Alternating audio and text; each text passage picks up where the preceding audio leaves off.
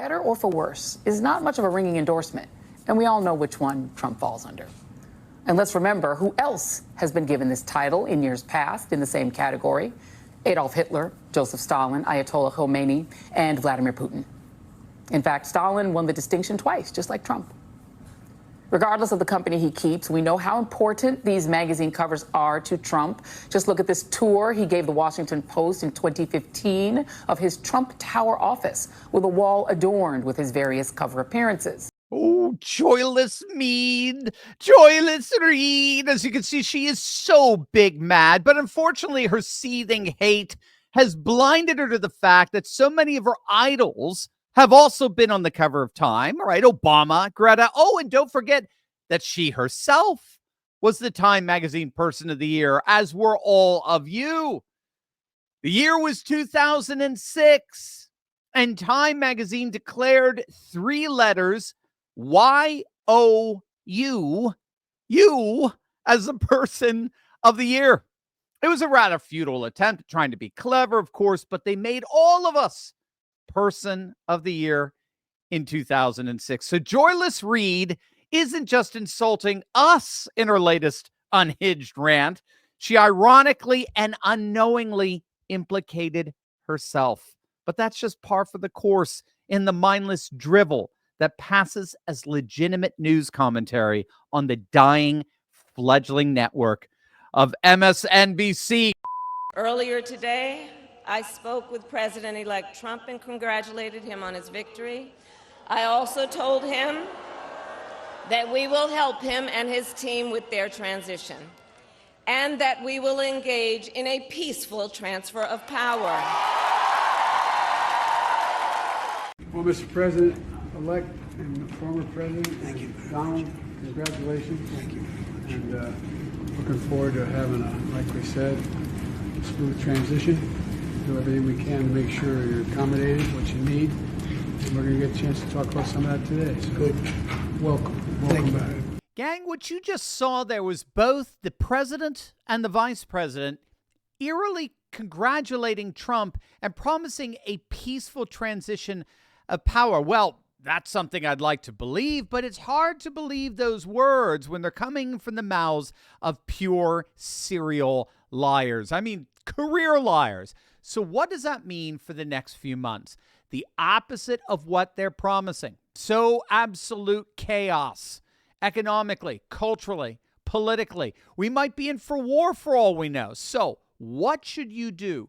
You should at least own some gold. The markets might be up right now, but who knows what's going to happen between now and January? You need to protect yourself against the last hurrah of the worst administration America has ever had. We know it's coming. I don't know what, but something is between now and January 20th.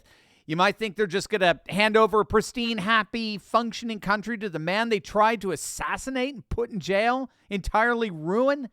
No, something's coming, and you need to be financially prepared for it. You need to talk to Goldco and protect yourself against this last battle. Get some gold in your portfolio. In the coming months, you'll be glad that you did. Click the link in the description below or scan the QR code and just chat with them. You'll be glad that you did. USA Today. Yes, believe it or not, USA Today, a staple in the dying legacy media, has just come out with a piece describing the one and done Biden presidency as the single greatest political disaster in the history of our nation.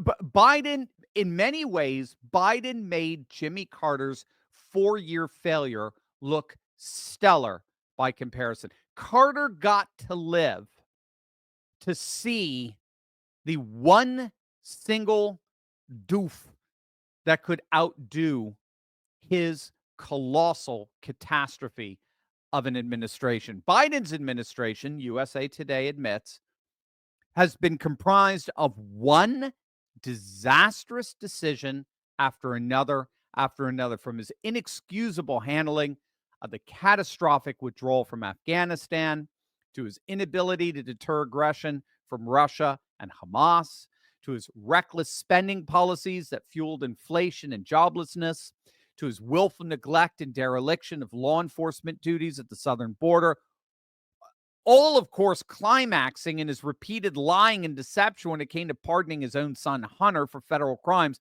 All of it together comprises what USA Today calls a 4-year record of immoral and irresponsible leadership that was, of course, completely repudiated by Trump's landslide win on November 5th. The only thing I think I would disagree with in this USA Today article, the only thing is that this is emphatically not leadership. We have not seen 4 years of leadership. Biden doesn't have a leadership bone in his body. This was not leadership. This was negligence. This was 4 years of a dereliction of duty. Now, of course, the $10,000 question, well, given Biden-induced inflation, the $35,000 question is, why? Why on earth would Biden do this? Is it incompetence? Is it intentional? And as I'm sure you just guessed, the answer is yes. It's both. Let's start with the intentional side of things. I'm sure many of you have heard or are familiar with something called the Cloward-Piven strategy. Now, if not, you want to do some reading up on this because it is absolutely fascinating. It's going to blow your mind. It goes back to this article published back in 1966 in the ultra-left publication known as The Nation. They're still around. They're basically a Marxist publication. And the article was entitled The Weight of the Poor, a Strategy to End Poverty. Okay, so the end is justifying the means, as it were. If you just that's the big picture of this article. Keep in mind that the same legacy media, this is just as an aside, keep in mind that the same legacy media that was obsessed over Project 2025, which, by the way, is about to be implemented, right? Now that the election is over, okay, we can all admit it now. Project 2025 is going to be absolutely lit.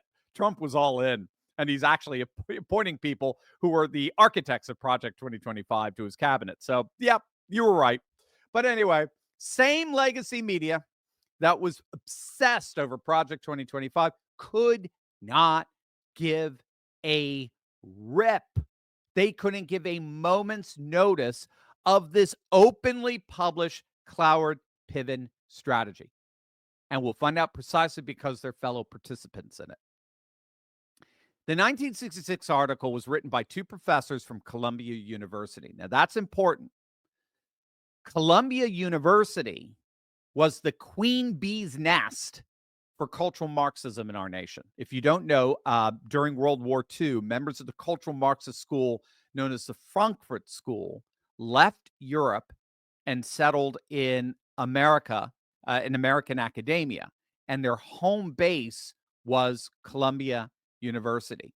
So 2 decades later, we've got 2 Columbia professors advocating for our federal leaders to force a crisis in the welfare system in order to compel the federal government to enact a new program for direct income distribution. And so the strategy boiled down to intentionally provoking a series of political crises, largely caused by straining the capacity of local governments to be able to effectively govern. So you think precisely like we're seeing in New York with Mayor Eric Adams and the illegal immigration crisis, or in San Francisco with their homeless and crime crisis, or with the Soros-funded soft on crime DAs and the violent crime crisis that's been unleashed in our nation's cities.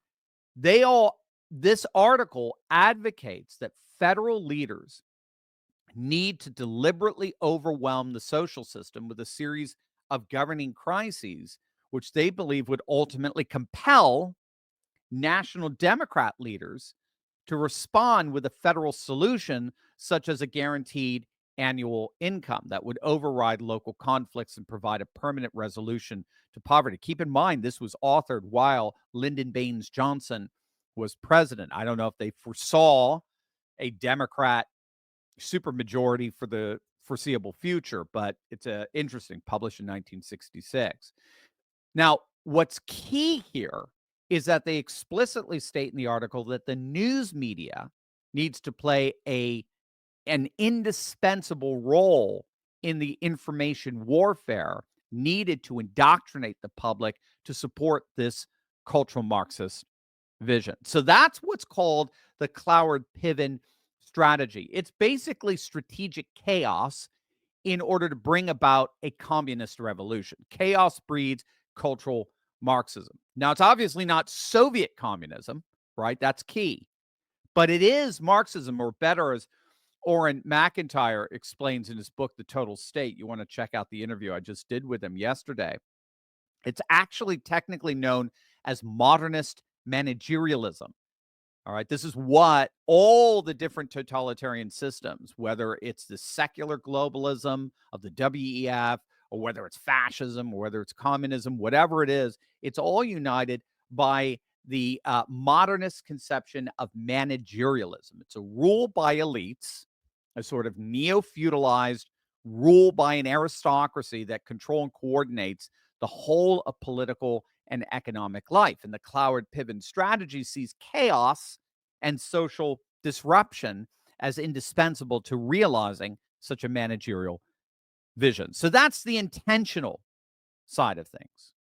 But there is most certainly, and thankfully, at least it turns out to be a blessing to us, there is most certainly a full-blown incompetence element to this as well. Remember, the first victim of evil is the evildoer. That's a key theological insight. The first victim of evil is the evildoer. The first sign of destruction of evil is the soul of the one infested with evil. So we're not just seeing an intentional dimension to this chaos. We're seeing an incompetence dimension, a debilitating incompetence dimension. And it's actually, again, built into the cake of this Marxism. It's something called bio-Leninism. Okay, we've talked about this before, but bio-Leninism is the notion that inevitably Marxist coalitions will place at the top of the social hierarchy, the social pyramid, as society's leaders. They will end up putting into place in that leadership society's misfits, for lack of a better term. In other words, whereas traditional Leninism promoted adherents getting promoted through the ranks by virtue of their ideological fidelity to Marxism, bio-Leninism promotes more on the basis of one's identity and the resemblance one has to victim classes, hence bio. And so bio-Leninism inevitably ends up enthroning and enshrining as leaders those people whose lack of competence and skills render them most unlikely to assume leadership positions.